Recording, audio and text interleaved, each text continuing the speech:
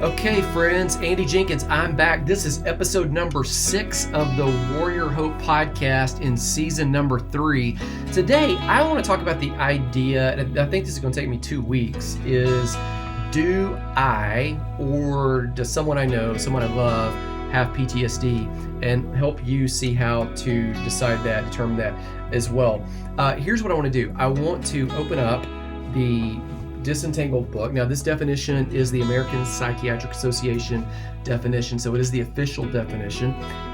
It's in this book. We also have it referenced in the Warrior Hope book, but I'm not opening that book because I've got it opened here on my desk to a different page because I'm going to refer you to something else that's in that book. So we do have it in both resources. Both resources are in the show notes down below. If either one of these will help you, we love to ship them to you. Post-traumatic stress. A psychiatric disorder that can occur. So again, it doesn't always occur. We've referred to that a couple times in people who have experienced or witnessed. So it could be a firsthand encounter that you had, or it could be something you saw. A lot of times it happens with people that saw, such as you go, well, how would that occur? Well, think about first responders, or think about medics, or people that are serving people who are traumatized. Now, again, it doesn't have to be just those people. It could be other people as well. But again, experience or witness a traumatic event such as a natural disaster, a serious accident, a terrorist act, war or combat, rape, or other violent personal assault. So we've said the definition of what can cause it is so broad. There are multiple factors there. And I want to play a clip here of Shannon Paulson. Now, she is a clinical social worker. That is featured in our documentaries. We've referenced her earlier in the season when we were talking about PTSD. I want to feature her here as well. Notice what she says about post-traumatic stress. This is a very short clip here. Shannon Paulson. Post-traumatic stress disorder, it became part of the Diagnostic and Statistical Manual for Mental Disorders in 1980, and that kind of put PTSD in the field of traumatology on the map. It was the first time it was ever acknowledged and published, in a format that led credibility to the field.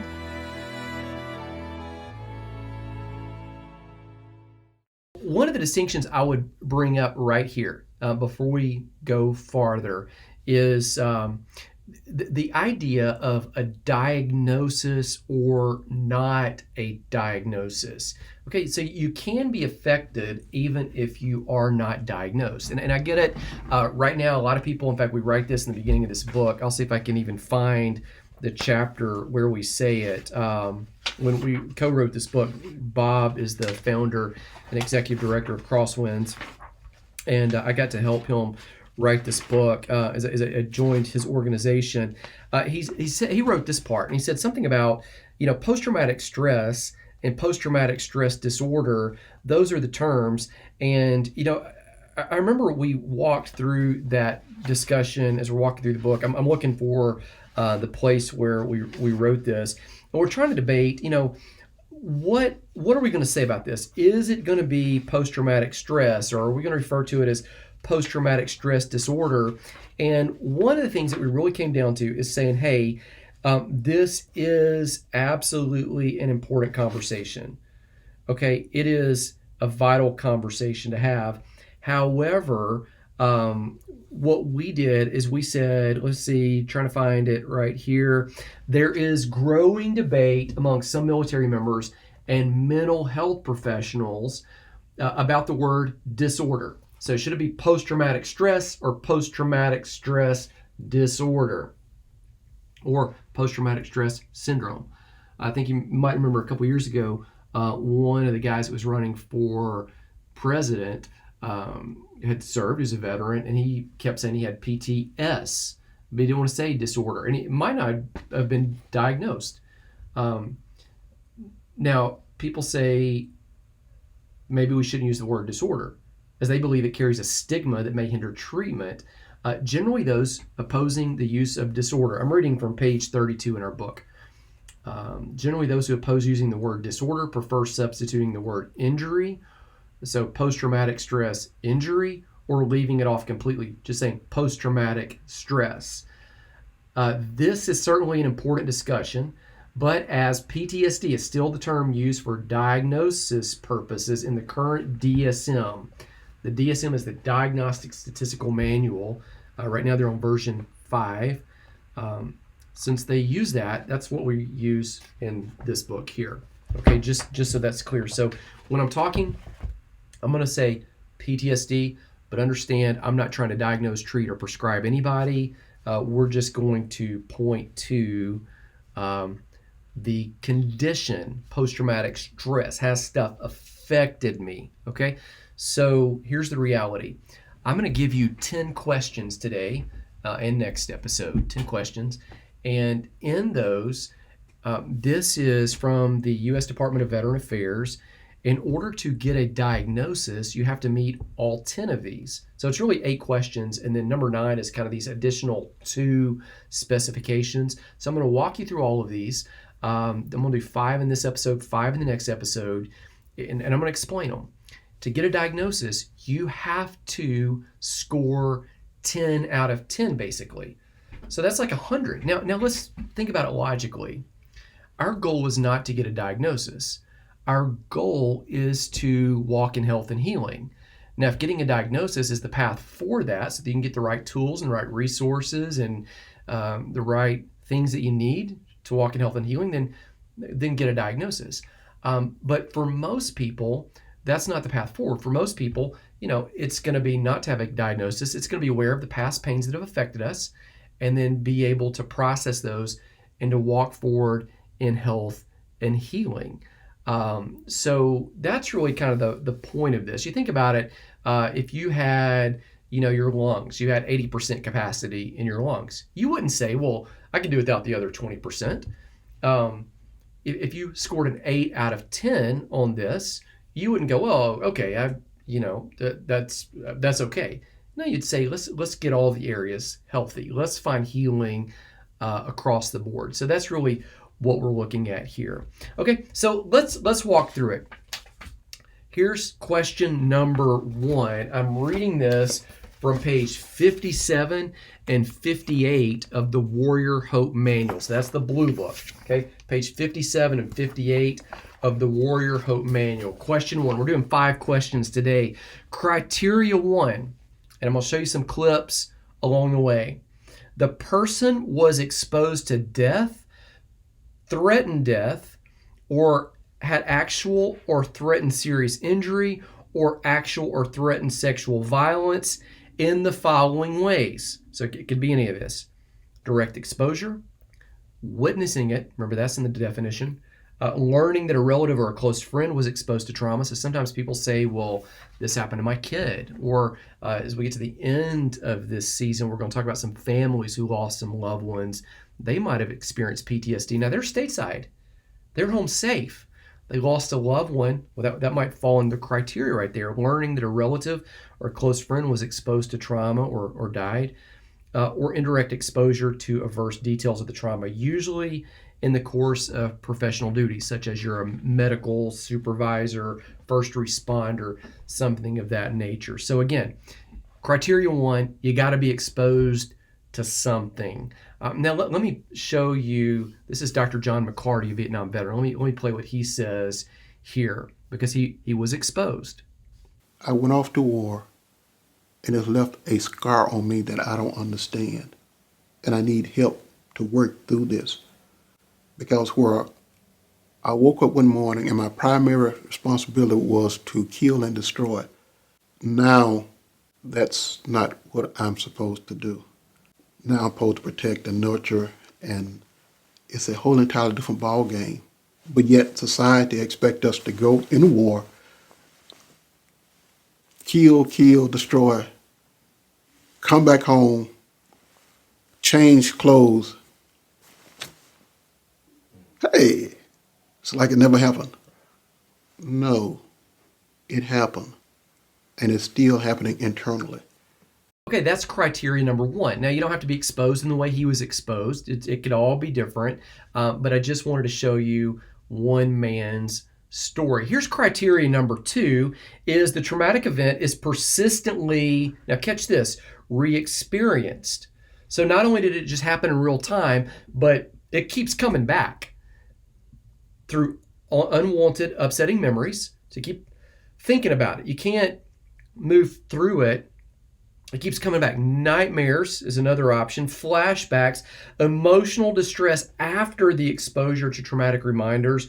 Or number 5, physical reactivity after exposure to traumatic reminders. So you say, what would some of those traumatic reminders be? Well, it might be, the fireworks thing, but then you feel like you're under fire. It might be thunder, but you feel like you're under mortar fire. It might be, I've referenced my friend Father Ed before, who, when he hears certain alarms, it kind of takes him back to that place where he was in Vietnam, and when certain alarms would go off, he knew the helicopters were coming in, that he'd get up to get the wounded and get the casualties and then clean out the helicopters, which many times had a lot of blood in them. So that's that physical reactivity right there. Now, again, it doesn't have to be physical reactivity. It could be unwanted, upsetting memories. In fact, let me play a memory here for you. This is Booker Washington III, who is a Marine sniper. Here's part of his story. I killed an NVA lieutenant 5 o'clock in the morning when they hit us on 461. I made the mistake later, after we had pushed him back, we had broken off, of searching him. And I took his belt, and I took his SK, and I opened his wallet. And there he was, probably someplace in North Vietnam, him and his wife and his kid. It's the wrong thing to do, because he became a human, not a target, not some evil force, moving along a ridge line, a shadow. But he became a human being. Now, our third criteria is this. One of these is required. In fact, for all of these, it's just one required. So this is just giving you examples of what could be happening, is the avoidance of trauma-related stimuli after the trauma occurs in the following way. So it could be you're avoiding trauma-related thoughts or feelings, so you're kind of pushing them away, or it could be you're getting rid of trauma-related reminders. Can't go to the same place, can't be around the same people, can't react to that. You just don't want to deal with it. Now, I've played for you clips that Chris Turner, a friend of mine who's a Marine, who's involved with the Crosswinds movement here. I played some stuff from him before. Let me share with you what he says. And notice it's pretty subtle here, but he didn't want to address it. And so finally, he says, yeah, I finally dealt with what I was dealing with, and now realize, okay, I can move forward and help other people. And notice it's very subtle. I finally started dealing with it, and then I moved to Nashville, and then I met you guys, and now I see what you guys are doing for it. And since I had to compartmentalize it for so long and I had no idea how to get help, I feel honored and blessed to where now I can be a tool in this bigger problem that we have, and I can be one asset, one resource to try to tell Marines or soldiers or airmen or coasties or even Navy seamen, whatever. Hey, you know what? You don't have to do this. We're veterans ourselves. We can help you. Just don't be so prideful to where you can't. Okay, so here we go to criteria number 4. Now, 2 of these are required. And I'm going to read this all to you, and then I'm going to play you another clip here. 2 required: negative thoughts or feelings that began or worsened after the trauma. So it just keeps amplifying, bolstering up in your mind. Negative thoughts, negative feelings, that's kind of the big idea right there, in the following ways. And two of these are required. It's the inability to recall key features of the trauma. So people say, what happened? This clearly happened. You're like, I don't know. You blacked out. Or I don't know. I suppressed it. Overly negative thoughts and assumptions about yourself or the world. Exaggerated blame of self or others for causing the trauma. So you like, it's all their fault, or it's all my fault. Usually, in most situations, it's neither. It's kind of this mix of both. Negative effect is right there. So you got to have two of those. Next page. So keep on going. Decreased interest in activities. So just kind of numb and check out. Stay in the bed. Stay on the couch. Won't get out of the house. But now, if you were before a homebody, you know, and that's not a change for you, it would have to be a change, a substantial kind of mood, personality change. Feeling isolated, feeling like you're all alone, difficulty expressing positive effects. You're always negative. Now I want to play this for you. This is Eugene Cuevas, who was a filmographer, director for Invisible Scars, Honoring the Code, put together a lot of the film here for the upcoming documentary Trauma Comes Home. He does a great job of highlighting 4 different symptoms of PTSD. Let me tell you kind of what some of these are. He talks about avoidance symptoms, about negative feelings is the third. He talks about hyper arousal. So you're always on. So listen to that second and third, and because again, Chris experienced that avoidance. Again, some of these are starting to layer together of what we've been talking about in this episode. So listen here to what he says. 4 main categories of symptoms. Okay, the re-experiencing symptoms, nightmares or flashbacks, where they feel like they're back in that traumatic situation. Certain sights or sounds may trigger these memories of that danger or stress. There are the avoidance symptoms. This is where someone will do whatever they can to avoid anything that reminds them of that trauma. They may want to avoid riding in a car, watching certain movies, or being around certain people. They don't want to talk about or even think about anything that brings up those hurtful memories. Then the negative feelings. This is where someone may be extremely depressed. They may have angry outbursts or just not be able to control their emotions. They may be fearful of others or unable to trust other people. And then the 4th category, the symptoms of hyperarousal. This is where someone just can't relax. They can't concentrate. Everyday sounds will cause them great anxiety, and sleep becomes overly difficult. Again, what I would say is if you're starting to put this together, he listed 4 there. That re-experiencing, that was the first one he said. You know, that might be Booker Washington's story, where he continues recalling in his mind, looking at that wallet and seeing that picture, and like that becomes this big deal. Avoidance, that might be Chris. Hey, I didn't want to deal with my stuff. Just wouldn't deal with it. Finally, you know, negative feelings, that might be just seeing the whole world through a different view. Finally, the 5th one I want to discuss in this episode is criteria number 5. There's 2 of these required. Trauma-related arousal and reactivity that began or worsened after the trauma. So it kind of keeps cranking up, okay? In the following ways. Now listen to this. At least 2 of these are required. Irritability or aggression, risky or destructive behavior, hypervigilance, heightened startle reaction, difficulty concentrating, or difficulty sleeping. So there were 6. Those are all signs. 2 would be required to check off this box. And again, you got to check off 10 of these in order to actually get a formal diagnosis. Now let me play this clip for you about signs. Now this comes from one of our lessons in the Warrior Hope manual. So that this actually comes from lesson 3 in this book that I'm teaching you from today. This is me talking, but I'm going to talk about the signs and how signs that we see aren't about the signs themselves. So a lot of times if we have this difficulty concentrating or hypervigilant, like it's not about that. Like that's pointing us to something else that we need to deal with. It's like if a check engine light goes off in your car, well, it's not about the light bulb. The light bulb is alerting us to a deeper, bigger issue inside the engine. So when this stuff happens with us, so you're irritable, you're aggressive. I don't mean you had a bad day. I mean like you're always irritable or aggressive. You get into this risky or destructive behavior. I had a friend who's a veteran, came back, he's driving motorcycles just 90 miles per hour, almost hoping to die. That's a whole different thing for him. Hypervigilance, heightened startle reaction, difficulty concentrating, can't sleep.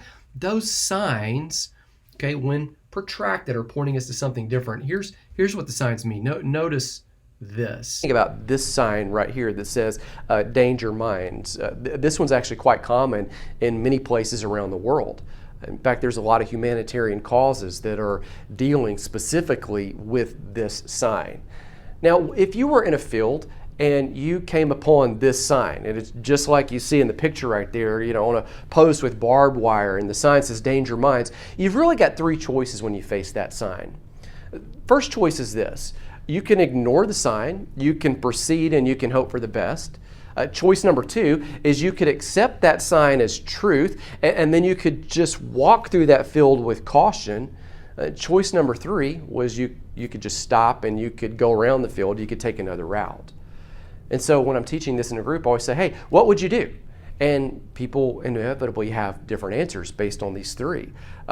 Nobody says they would ignore the sign. Everybody acknowledges that one is like, we wouldn't do that. We would scratch that one off because we wouldn't just kind of barrel through. But people disagree about number two. They say, well, I might go through the field depending on what was in the field. Like if there was family that was in the field, or if there was someone I was trying to rescue or save, or something I needed to get to that was super important, I might go through the field instead of going around the field. But everybody agrees that they would accept that sign in some sense as true, that it pointed to a bigger reality beyond the sign, that sign was saying, hey, there's all kinds of danger all throughout this field, and then we would navigate however we chose to navigate. But again, we would all agree that that sign is not about the sign itself. The sign is pointing to a different reality. Now, let's just kind of put that on the screen here, okay, because we're about to make a leap and talk about this as how it relates to you and me and what's going on inside the soul. Okay, you don't make the sign the focus of your attention.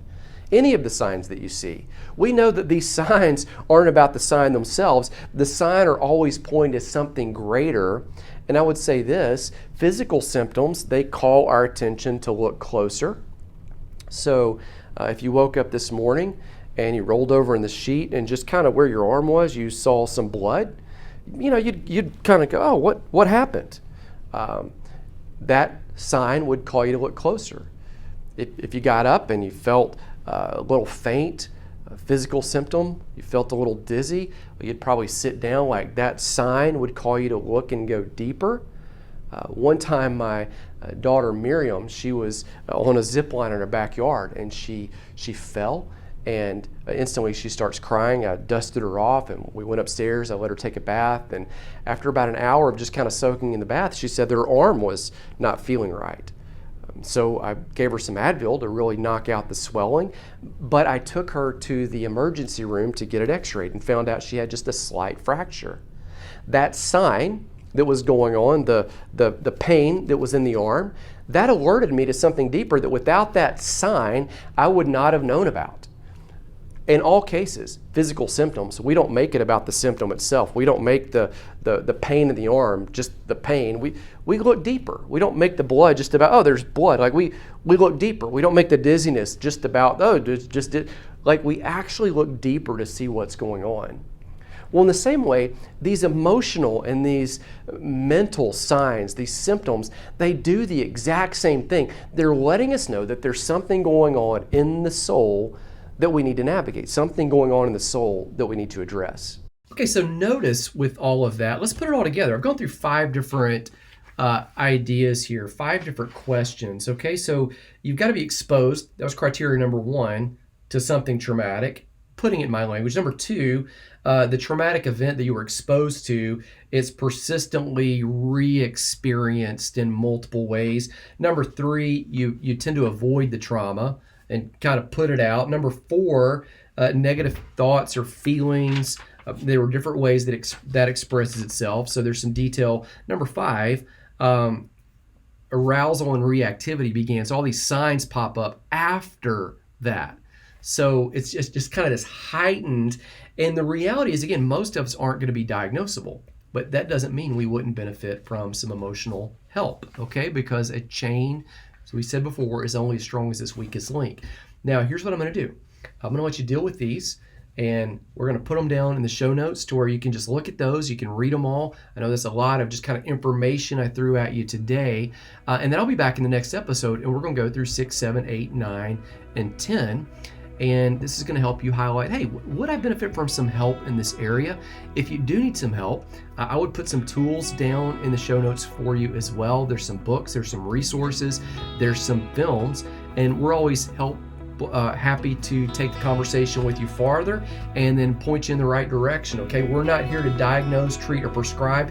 We are here to have the conversation and help point you in the right direction. All right, I'm Andy Jenkins with the Warrior Hope Podcast, brought to you by Crosswinds Foundation for Faith and Culture. I will see you in the next episode.